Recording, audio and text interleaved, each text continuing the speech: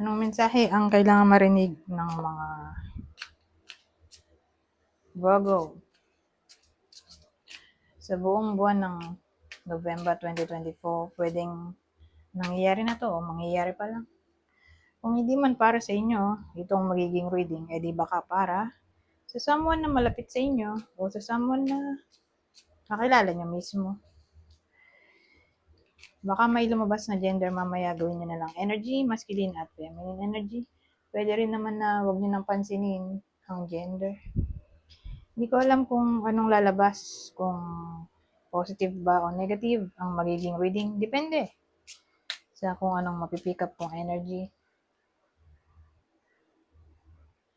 Kung hindi man mag-resonate sa inyo to, edi i-adjust nyo na lang ang video at hanapin nyo na lang to.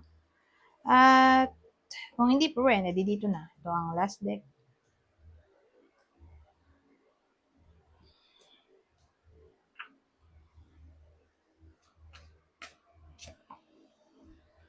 Lovers. The lovers.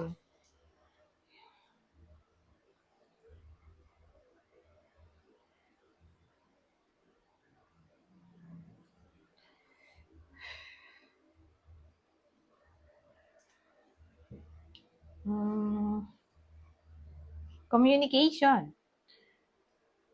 Sabihin natin, madalas mag-uusap ang mag-lovers.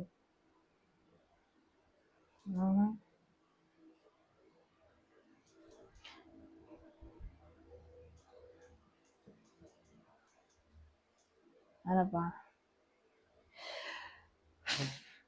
Confession siguro. Pwede rin. Tungkol sa admirer.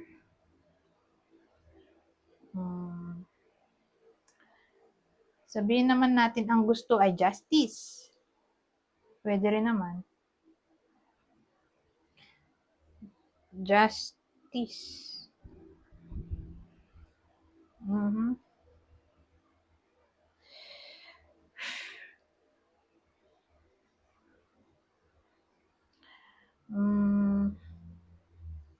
Parang ang focus ng iba sa inyo ay relationship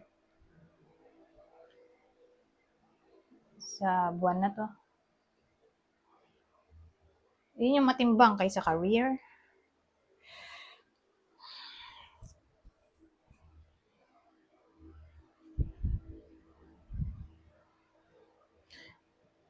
Sabihin naman natin mag-a-apply.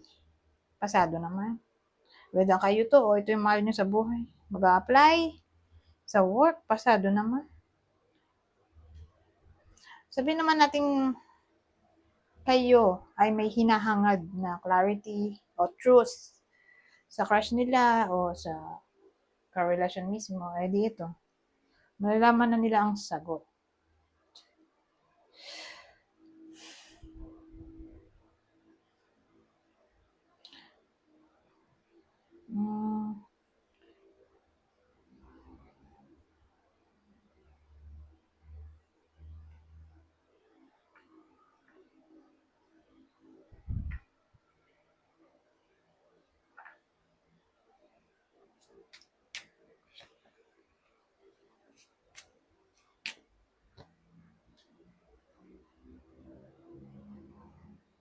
Ito parang fake ang pakikipagbati. May makikipag-ayos pero parang fake. Parang insincere yung approach ba. Parang hindi ka panipaniwala. Parang joke lang. Ganun yung mapifeel ng iba sa inyo.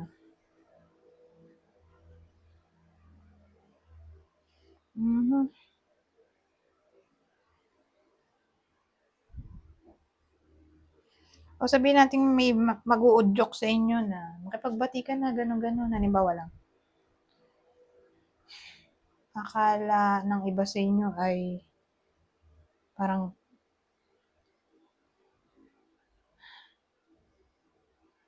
gusto ng friend na to na mapabuti yung iba sa inyo. Yung pala ay fake. In a way na pino-force kayo sa mga bagay na ayaw nyo naman. Ganun ang feeling ba? So, asahan natin na fake yung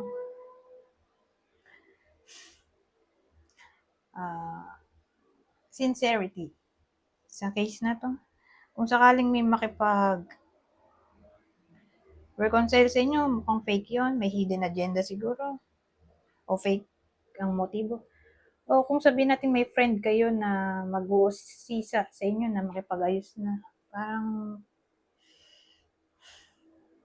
magugulat yung iba sa inyo, bakit niya ginagawa to? Kasi may hidden motive yon, yung friend na yon. So, sa madaling salita, fake siya. Fake yung friend na to, wag masyadong maniwala kung sabihin niya na makipagbati kayo sa kaaway nyo. Okay?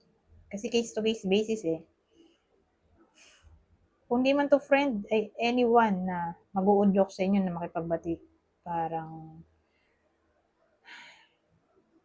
may masama siyang motibo ba?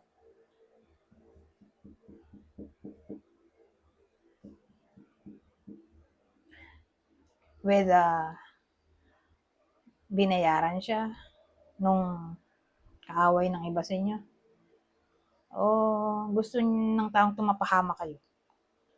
Kaya kayo inilalapit ulit dun sa toxic na tao, nakaaway nyo, whether karelasyon yan o kaibigan, katrabaho. Basta ganun yung dating. Anyways, ang haba pa ng oras. Kuha tayo na ibang deck.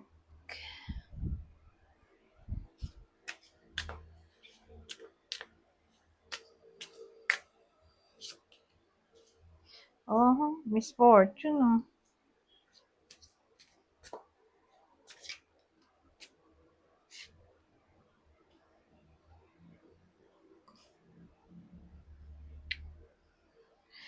So, maraming pwedeng case dito. Sabihin natin yung someone na tinutukoy ko dito ay Aquarius na magpapahamak sa inyo. Oh. Oh. Ito yung kakilala yung Aquarius na parang mamalasin sa buwan na to for some reason. So again, huwag kayong magtiwala sa November sa kakilala nyong Aquarius. Parang may dala siyang misfortune. Anything na parang i-offer niya, huwag nyo tanggapin. O else, mapapahama kayo. O ito yung Aquarius na kakilala nyo. Mukhang mamalasin siya sa buwan ng November.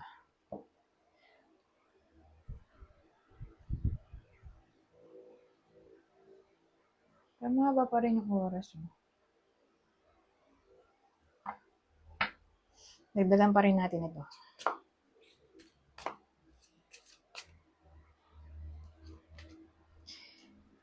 So this time, Taurus naman ang lumabas. Oh. So yung dating dito, kung i-combine natin, Aquarius yung someone na if parang mag-uudyok sa inyo o ipo-force kayong makipagbati sa kaaway nyo. Ngayon, yung mismong kaaway ng iba sa inyo na makikipagbati. Pwedeng Taurus.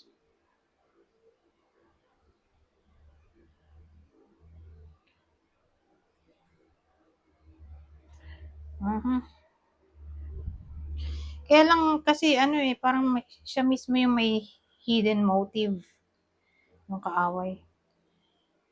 So, sa madaling salita, huwag kayong magtiwala sa Taurus, Aquarius. Parang may masamang motibo to. Kung naging kaaway. Okay, kung naging kaaway o may kakilala kayo na pinagbabati kayo mismo at ng kaaway nyo, huwag kayong magtitiwala. So, yun, siya yung mediator ba? Kung Aquarius o Taurus,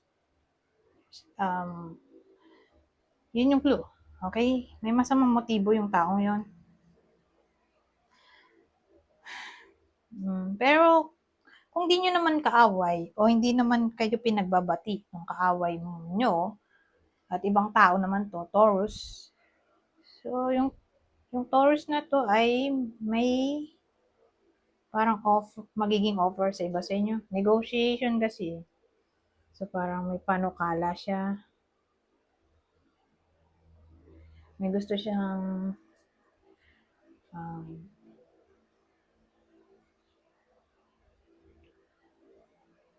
ano bang Tagalog nito? Negotiate, i-negotiate, um, areglo. So, yun na nga yun, oh. Yung sinabi ko, kasi pwede rin itong pagkakaayos, areglo, pagkakasundo.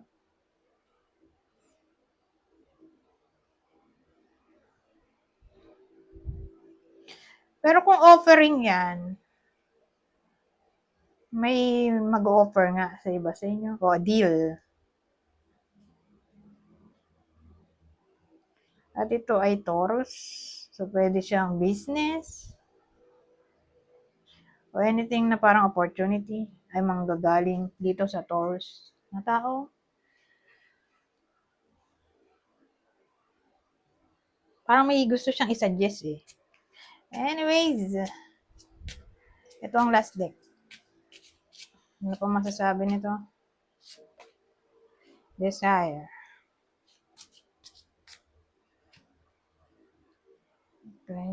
So, sa buwan na to, parang ang desire nyo ay maglinis. Whether maglinis ng bahay nyo, o maglinis ng followers sa social media, o ng tao literal sa buhay nyo. Depende sa kung anong gusto nyong linisin. Ha? Dahil parang ito ang magiging energy ng iba sa inyo sa November ay maglinis. Okay? Maglinis ng gamit o ng toxic people o ng bahay. Ganyan. Ang dating, nandun yung desire nyo. Magiging desire.